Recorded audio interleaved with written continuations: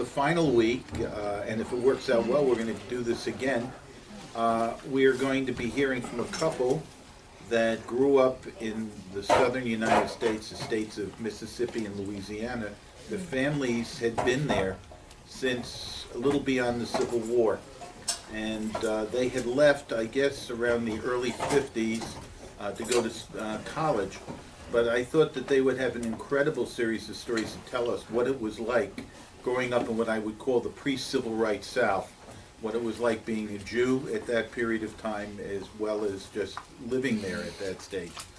So Arthur is, the reason I asked Arthur to be the kickoff person is because he has an incredible story to tell, and I don't want to steal any of his thunder, so I'm going to open things right up to Arthur. Okay, thank you, Al, and I am pleased to be here. This institution means a lot to me, as some of you may know. You know, that's every Saturday morning I turn up here. I want to come to that at the end, sort of, because it's very important to me, and I wrestle with what to do about Judaism and this, my role in, I've been all over this temple over the years, and but anyway, I'll come back to that later on. Having this opportunity is interesting. I've reached an age now where periodically there is a attempt to recognize my age, recognize my life. Honorary degrees from a couple of higher education institutions, institutions that I was a founder of that have insisted that I acknowledge the fact that I'm still alive and helping the institution, et cetera, et cetera. But it makes you thoughtful, you know, as you get, I'll tell you my age because it's relevant to this story. You know, I'm 88 years old, and that's a lot of wonderful years, you know, no matter, even if you wasted a lot of them. I mean, come on, 88 years old.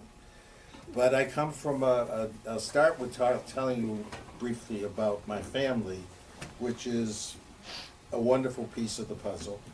And then my education, which has been very important and very rewarding all the way around. And then my career.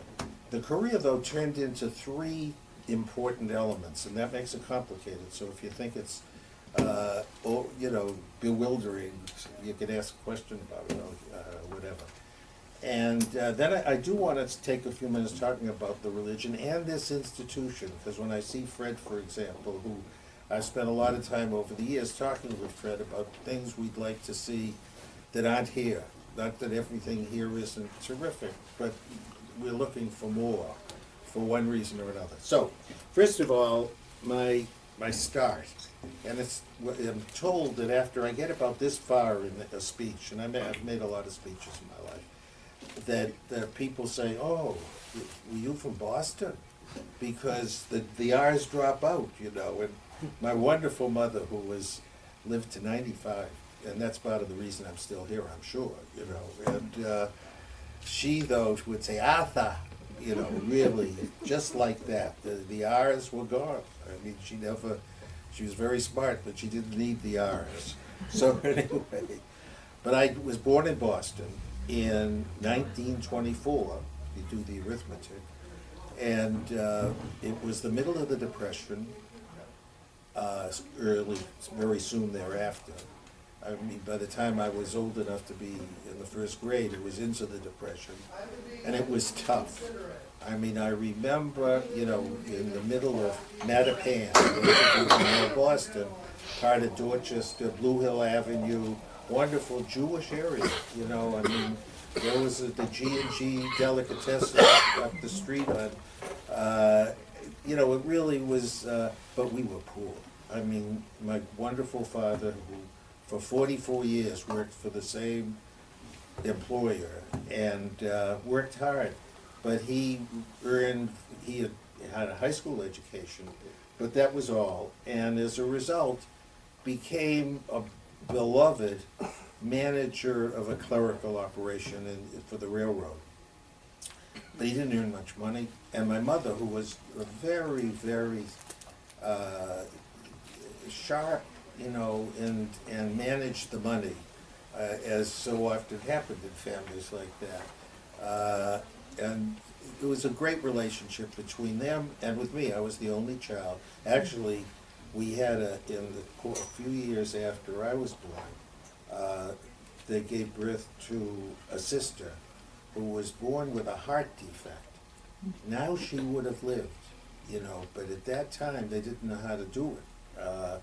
And I can remember going with my mother and my father on the weekends to the lying in hospital. That's where she was, on Longwood Avenue. And it was so terrible. I mean, my mother particularly never got over it. The baby, as she used to talk about. But there we were in the Depression, and we had love, and a terrific family. I mean, my mother was one of a half dozen children who were brought here by her mother, my grandmother, who came to live with us later on in this saga. And she was about this high. I mean, I'm short, but she was shorter than I was.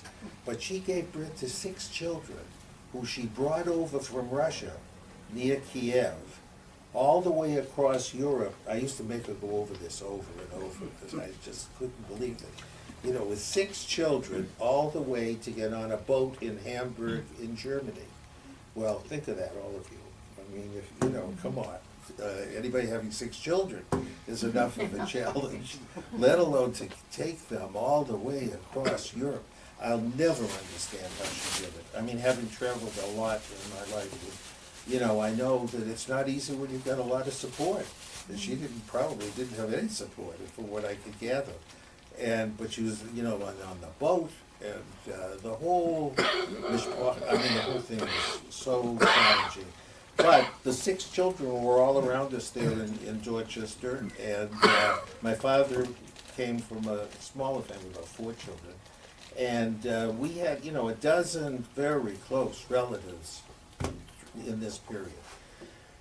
So I went to public school, and the first thing to keep in mind is wonderful public schools can be. And this was Boston, where things aren't always wonderful. I mean, you know, I'm very knowledgeable about Boston and its strengths and weaknesses. And, you know, but boy, it was great for, you know, my mother walked me up with a carriage. I can remember going to the 1st grade, the 2nd grade, all of those. And wound up, though, the big important thing was when for the 6th grade, they decided, primarily my mother, I give her credit for this kind of thinking. My father would have gone along with my going to the neighborhood school. He wouldn't have probably pushed hard. She pushed hard. That I go to Boston Latin School. And for those of you who have any interest in public education, it is the oldest school in the country. 1635 it was founded. Remember, 1635. I mean, in the auditorium, you know, they got John Hancock up there, and, you know, everybody that you'd like to have as a fellow graduate of a school. But it was an incredible, it continues to be an incredible school. It has more apps or whatever they are now than any other place in the country. Public school in Boston, where, you know, so often if they gave $1 to the schools, they took a part of it back. I mean, a lot of corruption, a lot of mistakes that were made. But that place is not a mistake. And it attracted all the Jewish children whose parents wanted them to have a future. And we went marching. It wasn't easy. Boy, I tell you, 7th grade, 6 years you went to Boston Latin School, and you studied, in addition to English and other, but you studied 3 languages.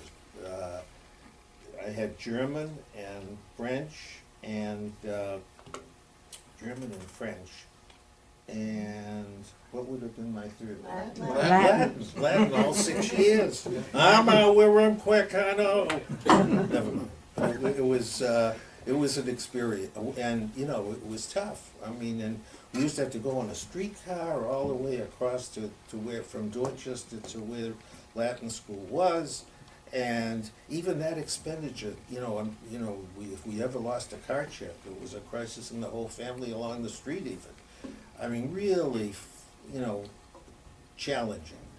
Well, I went there, and it's important, and I'll come back to this, that also my lifelong partner, Dan Yankelovich, went there. Another, same kind of history, only even more relentless, because his mother died when he was young.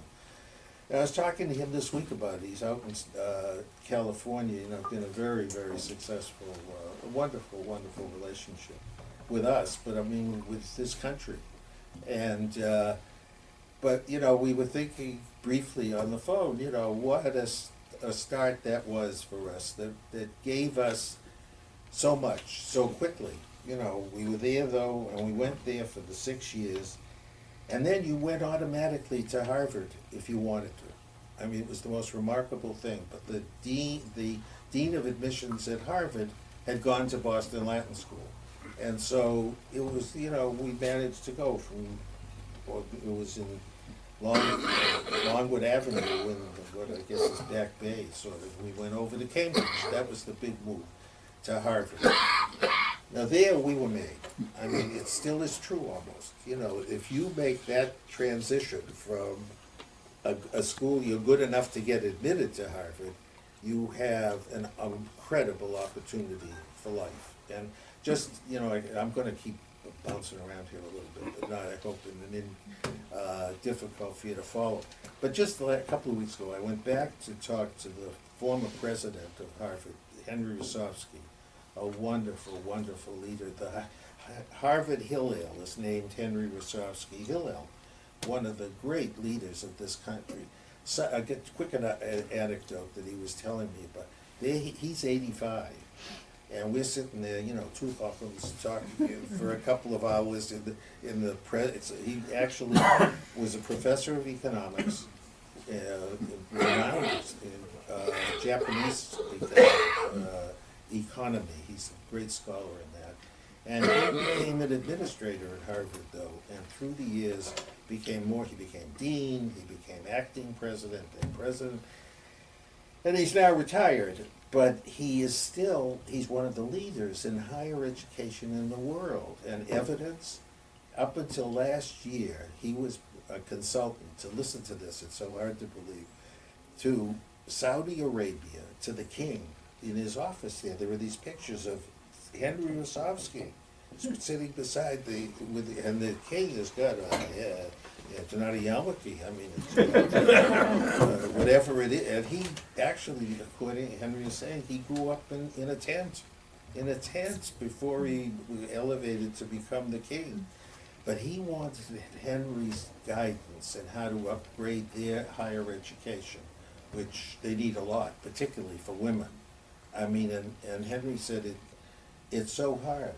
I mean, it's hard enough to get higher education to be adequate in this country or in many countries, but to be there where they don't let the women in the door, come on, I mean, what a But he was consulting and also for Russia.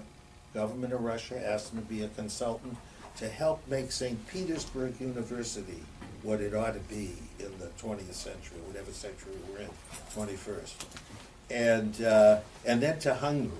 So this, wonderful man, has gone on to such so excited hearing what he is, but now he can't travel it anymore. He said, I've done it. Now he'll do it with books. So to come back to me though. So I get to Harvard, and I could spend the whole time talking about how wonderful that was, because, it was a world. I mean, it was a world that was opened up to us. And we took advantage of it. We couldn't afford to live in the dorms, so we used to commute until I was class of 41 at Boston Latin School, was over there at Harvard in 41 into 42. February 43, his friends, the United States of America said, you gotta come and fight the war. So so did Dan Yankelovich. The two of us went marching off. I mean, we weren't the kind that would have been involved in any kind of a war, let alone, but we did it. I mean, for 3 years, February 8th, 1943 to February 10th, 1946. 3 full years. I was in the United States Army Air Force, and I don't know how they happened to figure this out, but whatever it was, they didn't feel that they had to send me to fly the plane or to do any, decided to send me back to colleges. So they sent me to MIT, they sent me to Bowdoin College first, which sent me to MIT, which sent me to the University of Chicago, all of them in the 3 years to try to get me to work on the subject of adapting radar for meteorology. You know, that was a big idea, and they took a bunch of us who they thought could be helpful. And we worked, you know, it was 3 long years. People ask about my military career. It wasn't much different than my civilian career, if I'm honest about it. Maybe even a little more comfortable, because you didn't really worry about money or anything. So, I was there then, and then came back after 46. And what I'm gonna do is talk first about this background of life and education, and then get to the professional career. Well, talk about my family for a second, because it wouldn't have happened without my wonderful wife, who some of you know, and I'll come to because she deserved a separate billing. But and then I have a career that is complicated. It's got 3 parts to it. It's what I did as a professional with Dan Yankelovich all the time, and then what I did for the government in da-da-da-da, and then for nonprofit organizations. And it's a rich feast, you know, to be honest about it. In part because one of the first things you should hear, I'm sitting here and people say that on some of these affairs they've had when I got these honorary degrees and things, energy, that I have more energy than any, you know, people will say, oh, he's got so much energy. And you know, that's a gift from God and my family and whatever, and I take advantage of that. I mean, I recognize I've got that energy and I want to use it for good purposes. And you know, I respect anybody who says at the age of 88, you should already stop running around and trying to make a difference. I'm still trying to make a difference. You know, not in a foolish way, I mean, I get up a little later now, and I quit at noon. I mean, I go, I have lunch, and in the afternoon I have to take a nap. It's the greatest thing. I mean, boy, I tell you. So, anyway, that's an aside. But the career part is very rich with all these strands, and I'll come back and talk about that. And then and then finally about the religion. So here we go. We're off into we've gone through the Army. I come out and go back and actually graduated in 1947, because it was 46 I got out, and we went back to mop things up for a year or so. The graduation in 1947 at Harvard has as its featured speaker George Marshall, the Secretary of State and the General and everything. And this, you know, if you've ever been to a Harvard graduation, or many schools, they're wonderful. They're such a delight. Everybody's happy. Everybody, you know, some are too happy. It's terrific.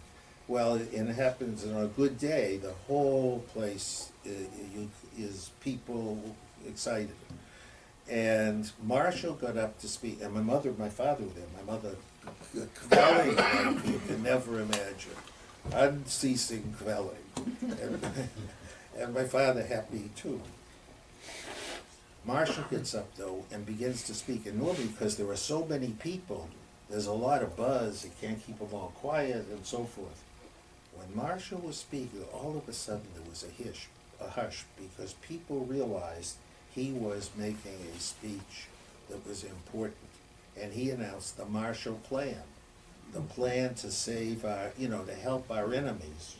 That's what they were, the Germans, the Japanese, to go over there and help them. Well, there was a lot of opposition to that. In some of the same people in Congress that could have been there. I remember Arthur Vandenberg from Michigan, the senator. We shouldn't give our money to our enemies. We have things to do here with our money. They gave it. So it was really, you know, a tense kind of thing. But the Marshall Plan got through, not unanimously. And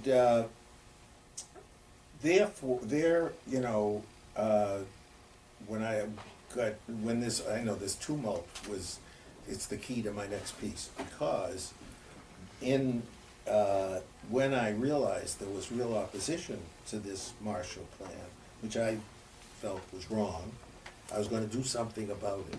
And see, everybody isn't that way. I have this need, if I think something is wrong, I try to do something about it. More than talk about it. This is big arguments I have with Dan Yankelovich, who all of our days, he would see the same wrong, he would make a speech, he would write a book, and I would say, I'm gonna try to do something about it. And we worked together so well on that. I mean, as of this discussion this week, he's written his autobiography, which is, he wants me to get it published. I mean, that's our relationship, he'll write the book, but I better get it published or else. I want to do something about this opposition to the Marshall Plan. And I don't know how I got the chutzpah to do this, honestly, but I sent out a telegram to all the colleges in New England, said, come to Harvard Square it was Saturday, and we're gonna have a big demonstration to save the Marshall Plan. And there were pictures in the newspaper, this motley crew of students from here, there, and everywhere. And I had the captain of the football team, Vince Marovic, who was twice a huge guy. He led the parade, more or less, around the square. And the Schlesingers were there, and some, well-known Harvard people. Among those who was there, now hear this, very important in anything I ever talk about, was herself, meaning my wonderful, blessed wife, of 63 years. Mm-hmm. She was there and leading the Wellesley contingent. And I am reported, there are witnesses to it, I am reported to have said, I want to march with her. And we've been marching ever since. I mean, those of you who know her, she is a heck of a marcher. I mean, it's lucky she's on our side. I mean, the whole thing could be different. And we really, have really literally marched. I mean, this week they had the core curriculum hearing, she's there. Last week it was the Board of It. I mean, some of you are the same way, but for me it's been terrific. And for both of us, wonderful, wonderful opportunity to make a difference, really. And we came to, so anyway, there was a year or so when I thought I would go to law school after graduating at Harvard, because I knew I was interested in politics, to some government and so forth. So I had really great records, so I could go anywhere. So I applied for Harvard Law School, the Yale Law School, got accepted to them, went and decided to go to the Harvard Law School. And I went and I sat there for a year, and I realized this is not for me. Because they were into the footnotes. If there's a lawyer here, you know what I mean. I didn't mind. I thought I was going to do constitutional law or something big, thinking. Not in the first year of the Harvard Law School in 1949. I mean, it was the pits of, and the man who wrote the textbook was still there. He was 110 years old. He the footnotes. So I decided that I was living at the business school though, and they had space, and I had I billed them so I could live there. Living at the business school, and they had cases that were interesting. They were deciding things that seemed to me to be important, not the footnotes. And so I switched from the law school to the business school, causing a certain amount of consternation and wonder in the family and so forth, but I did it. And the business school turned out to be a great thing. So that takes us to a next step, to the career, because the business school made the career possible, in the sense that Harvard Business School was and continues to be a place when you get out of there, you have opportunities up the gazoo. I'll never forget, a whole wall full of people that were being recruited. If you wanted to stand on your head, you could go there. Whatever you wanted, you could get to do if you had the MBA from the Harvard Business School. And I had it. And so I was looking at it and decided I knew, well, this had gotten us up to, I was class of 51 at the business school. And so it was 53, 54, and this was after, Adlai Stevenson had run for president, and we were both involved a lot. And we had come to live here in 56, because when I got out of the business school, I decided I would take a shot at working for a private company and make some money. That I, felt while I was interested, I could have gone into government right away. On the board there were a lot of government jobs. Or I could have gone with a not-for-profit organization. But I thought, let me see if I can do well on Madison Avenue, more or less. So, went to work with a leading firm that turned out to be doing consulting and psychological research, really. And it was called, we did, but in any event, but it was a very good firm, and it included in it one of the leaders in market research, Arch Crosley, who, along with Roper and Gal, all of those Machas. Arch was part of this company, and I joined it, and I was there for a number of years. Meanwhile, we moved down here because it was in New York, and Vivian's college roommate, connectivity is important with us.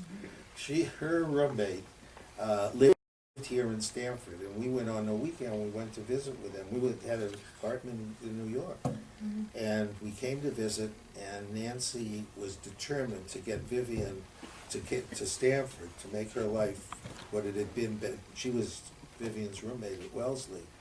So they put on a campaign to get us to move to Stamford, and we did, and we're grateful. We're still very close. Their daughter, by the way, for those of you who have daughters, is the Dean of Women at Duke University. The Dean. I mean, she is, Sally, she's our goddaughter, and terrific. And anyway, Sally and Bob, her husband, they're both carrying on, although we really, we've done a lot together over the years, but harder for us now because they're down there living in Chapel Hill.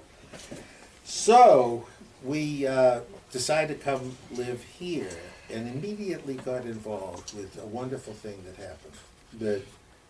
The Democratic Party, which we had decided was for us. It isn't that I don't have any respect for Republicans. I do. But I don't have the same need for them that I do for the Democrats. So we decided we would, became Democrats here, and the party was not in very good shape, and so that my wife, the real activist, and me, we decided to do something about it.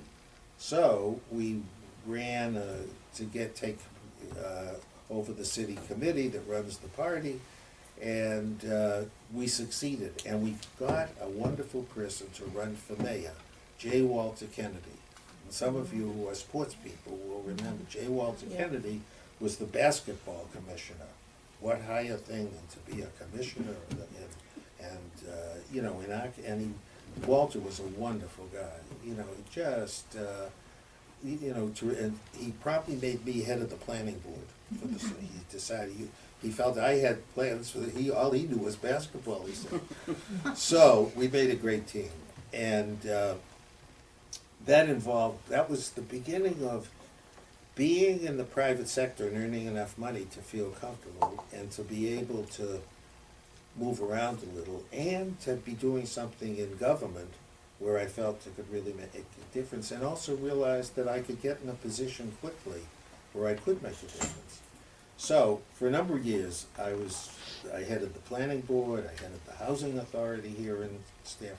Vivian, by the way, marching together in the arts up the gazoo. And she still is, she is the best thing that's ever happened to a starving artist in this world. She really, if any of you know her, she's indefatigable about that. We go to more openings. My eyes aren't open until we go. And so anyway, I was doing my thing, and she was doing her thing, both of us together, feeling very good about it all. And also then along came our wonderful son, Joseph Charles White, who has been such a delight. He stayed overnight with us last night he lives in Texas now with our 3 grandchildren, who are all terrific. You will all be beneficiaries. I mean, they are gonna do good things. The oldest one's at Penn, the middle one has just started at Cornell, in the hotel side of Cornell. You know, their famous school for, what are they, I forget what they call it. Hotel restaurant. Yeah, you know, and Benjamin White, he's he's handsome, and he's got a personality that goes with it, and you can't wait to see him bust out, you know. And then the youngest one, Sarah, is still in high school, and they live in Austin, Texas, which is a heck of a long distance from here. In case you don't try to dissuade any kids from doing that. I mean, for a long, for a number of years it was okay for us, but now the schlepping to Austin, and we went to every graduation and to every, of those kids, because they're wonderful. And we love them, and we've got a great relationship, but it's harder to have that relationship now. They have to come to us more than we can go to them, but we'll keep trying. So, there we are here, happy as clams, making a difference, but getting to know a lot of you. By the way, on the religion, a quick thing. We joined Temple, Rabbi Silver it was. Sinai, the Reform Temple. Because Vivian in Chicago had gone to a Reform Temple, and my family couldn't afford to go. You had to buy a ticket for the High Hollies as much as they could do, and even then we had sitting out in left field. So but her family was more, they were able to buy a season ticket. So so we went to the Temple Sinai, and I got friendly with Rabbi Silver, and I always felt he wanted to be in the advertising business more than to be really. I mean, he was very personable, outgoing, and he went on to do a lot of things like in Florida and things. Great guy. Well, then. I got to tell you more about the fact that we're here. I will come back to this religion because it's so important. The switch to here came because I felt they weren't doing enough. They weren't serious enough. I mean, the reform, with all due respect, I mean, it's not enough. So at least it wasn't for me. And so here we were, happy, doing what we're doing. And because I had been the head of the Housing Finance Authority, among other things, Joe Lieberman, who we had a nice relationship with, we no longer do. I mean, we're not haters, and we're not the kind who would, but, I mean, one of the big disappointments of our life. I mean, we went door to door for Joe Lieberman in New Haven when he was running for his life. And, with his first wife, and I don't know whatever happened. Really, I mean, we no longer, he says to people he knows that we're disappointed. Is that a true statement? I mean, really, we are disappointed, but anyway, but Joe wound up running in New Haven for the state legislature. And he became Attorney General, I forget which came first, but anyway, he ran for the legislature. And he insisted on recommending to Governor Grasso that she appoint me to the Housing Finance Authority of the state, which she did, and made me chairman of the thing. And for 15 years I headed the State Housing Finance Authority, gave away, about $2.5 billion in mortgages, a big, big responsibility that taught us an awful lot, really. I mean, it very powerful position. And at the same time, in our company, I had moved into the thing where the company became Yankelovich, Skelly, and White. And Yankelovich was Dan Yankelovich, the Chacham, the writer, the speaker, the da-da-da. I was the manager. And Florence Skelly was the researcher, who was brilliant. And the three of us, you know, built a good company which met our needs. We all had different needs, which was to make some money, which we did, to make a career for ourselves, which we did, on our own terms. And among the things that I did there at the company were a couple that will interest you. One was,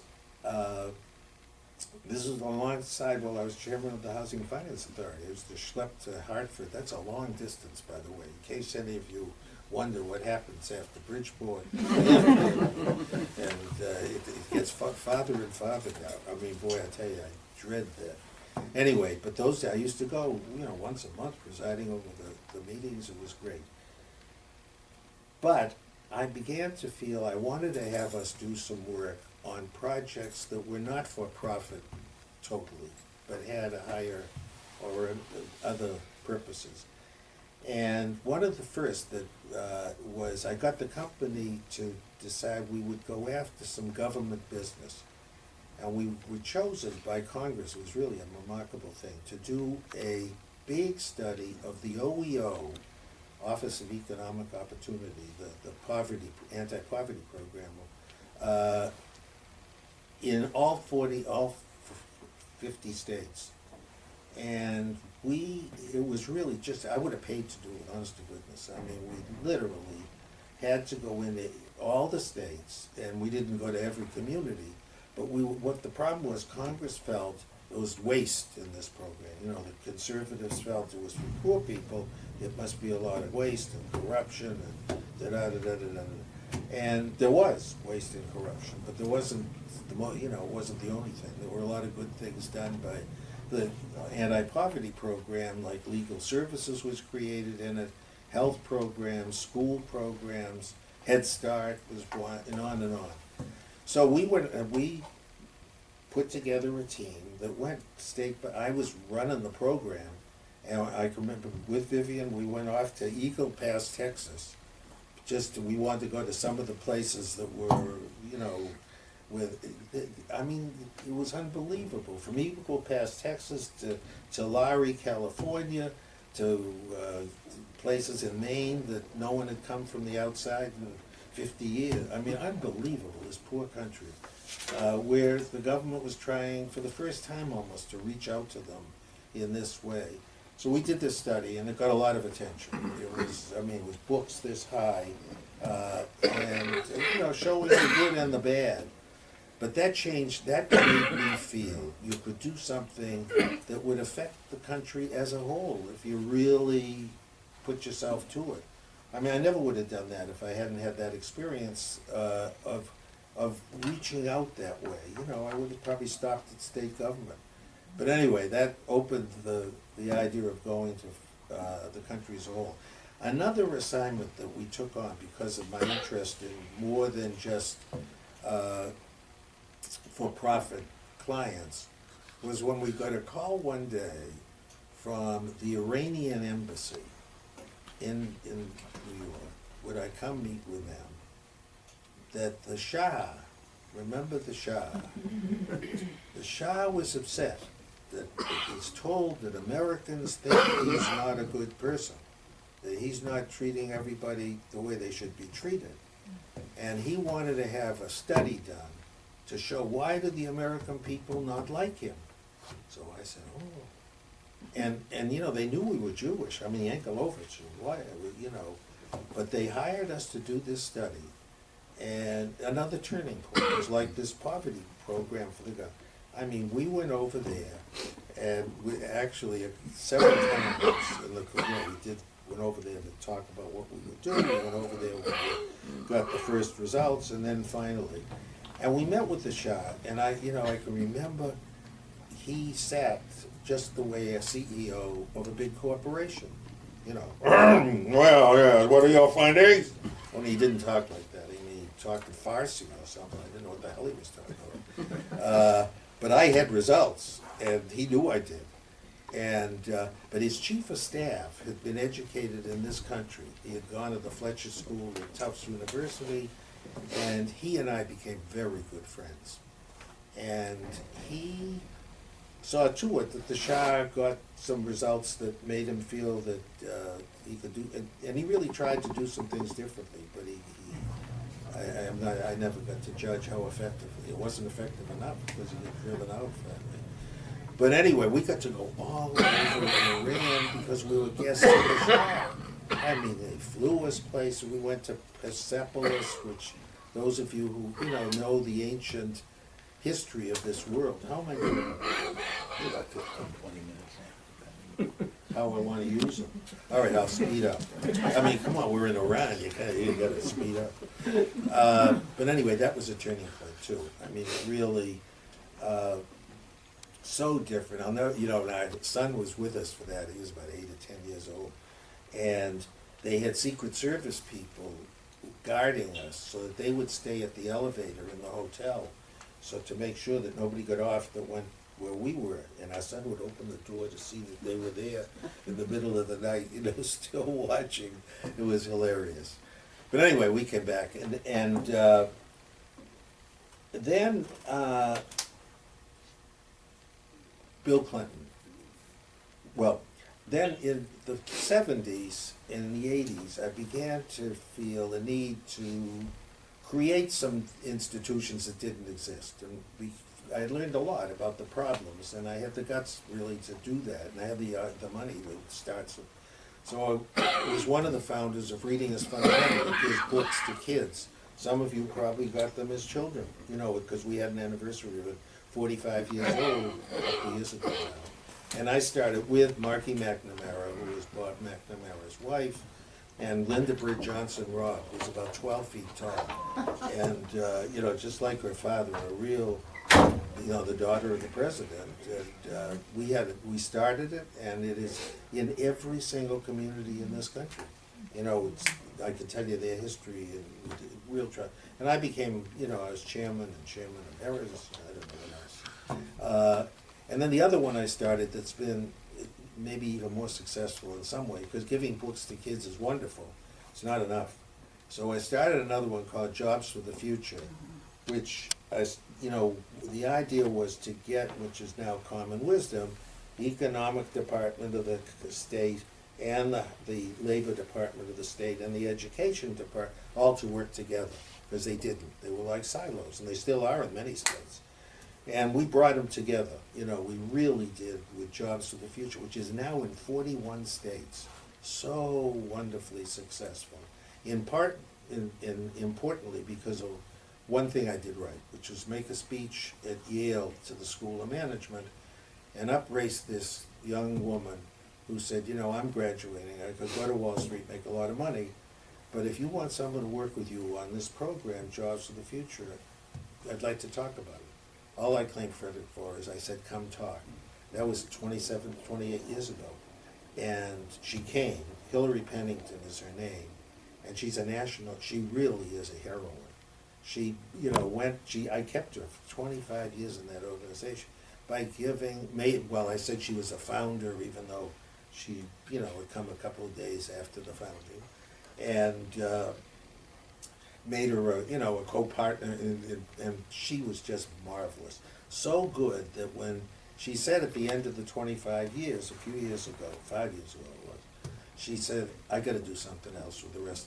This is a big success. We're all over the country. We're doing wonderful things. Let me out. So I did.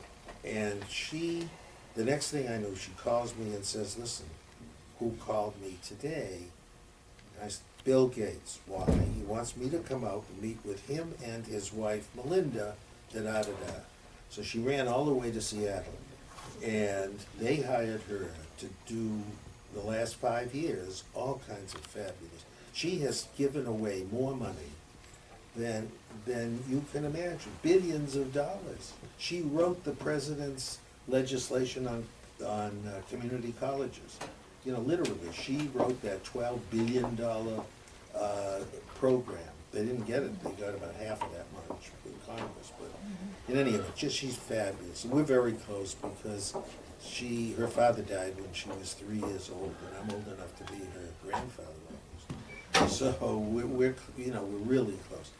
And she now has just left Gates, and with a tremendous farewell, and I can tell you what she's gonna do, which will help all of us, but that's another story.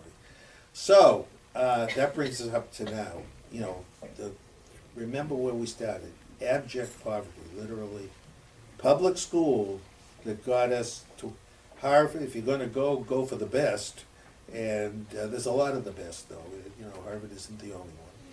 And then if you've got a lot of energy and you really wanna make a difference, you know, for me, it's been trying to do several things at once, as people tell me all the time.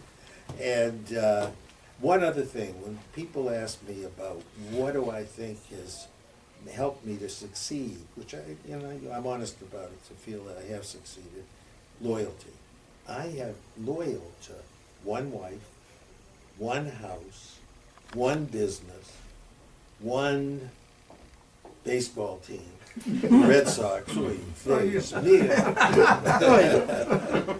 mean, such a, I can't even begin to think about it. Everything, you know, and for all the same, for whatever reason, I am loyal, and that's helped me a lot. Now, one more thing, yeah. No, I'm gonna stop in 1 minute here. I just wanna say another word about this institution here, which I love. I mean, I come every Saturday morning because I want to, you know, nobody's, but I'm struggling with Fred and others, you know, but I can't give it the time and effort that I have in the past to try to make more of my needs met. And the two needs that I have are, one, that everything that goes on, you understand. That if you pray, that you really know Hebrew well enough, or to know that what you're saying. And which, you know, is what Eshel really, if you read him carefully, said. Don't say things you don't understand, don't do it if you don't believe in it. I mean, really did. And so I struggle with that. And the other thing is to try to play a more important role in the community beyond this building, the community writ large. We're an important part of the community. We don't do enough for the community. Remember where I come from, knowing the community. Anyway, I'll pause there. Anybody got any question? It looks like everybody is still looking. So I didn't lose you, which it could have happened. I've heard. I know when we moved into this temple in 1970 something, Could you speak up a little louder? Thank you. you were very helpful. You did some surveys of some things. Oh, You were on the board. I was president in '75, and you were helpful in. Well, I Why don't you tried- talk about that? well, very quickly, I've done a number. Something local.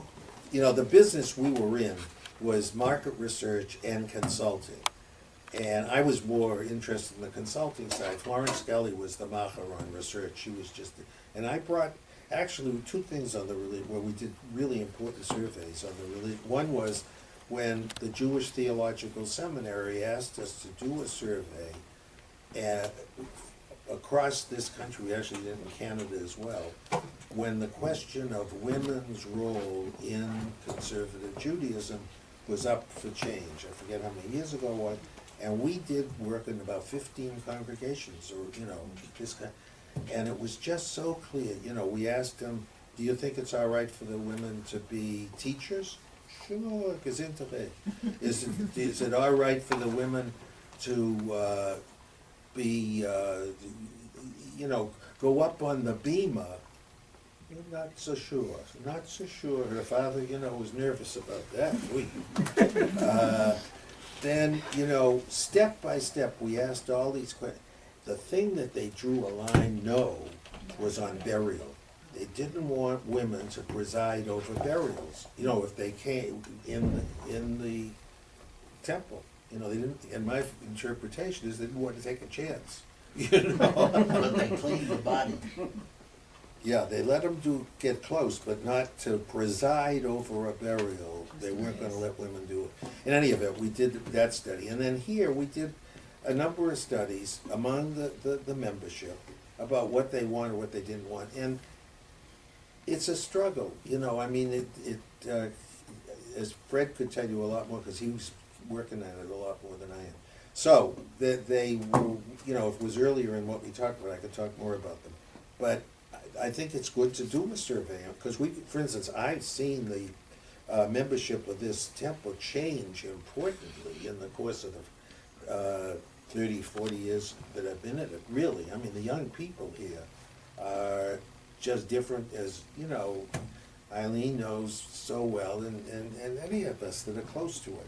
So, we got work to do. In Just what way? I don't think I'm following that. Why the young women are different? Why the younger people are different now than they used to be? Well, they're different because they're young. Well, no, than the young people used to be. Yeah, no, that's a good question. And the reason is the tremendous change in this country, in the roles of, But in what way are they that different that impacts the temple? they're more direct. They want to do, you know, they don't want to just come and do things that they don't understand. I mean, I said it's my problem, but it's the problem of a lot more of them, who, they want more spiritual interface with a religious organization than a lot of us, you know, my parents, the family, for decades, you know, you just did because it was the right thing in the book, you know, when you did it, they raise questions, and there's, you know, our rabbi, to his credit, you know, I mean, he with the internet, for example, what a difference, what a communicator, what, I mean, really, he is just, I give him such credit for that, and he wants to change things, but it's hard, you know, and he's making progress, I think, but it's hard. So there were a lot of very significant, the communication's different, the needs they have, the whole thing about there's more things for their kids to do than go to Hebrew school for a lot, so there's a lot of struggle about how much the children are gonna get more than just a bar mitzvah or a bat mitzvah. And it's challenging. I mean, in some organizations that I've had a lot to do, they're stable. The new that comes along on generation after generation, they're happy to leave it the way it is. That's not true in this congregation, nor is it true in the whole religion.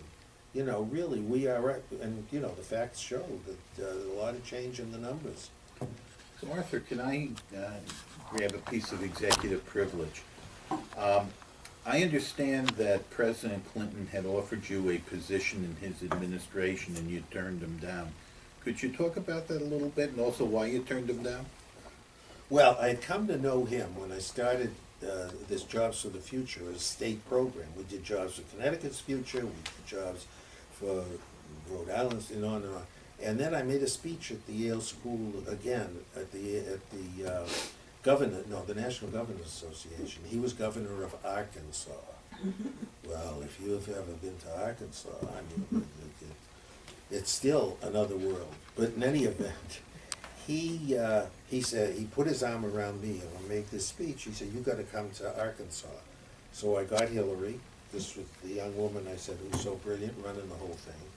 And we went to Arkansas, we stayed at the mansion, and Hillary and the governor, as he was, were, you know, they wanted us to change, bring as much change to Arkansas, particularly in education and job training.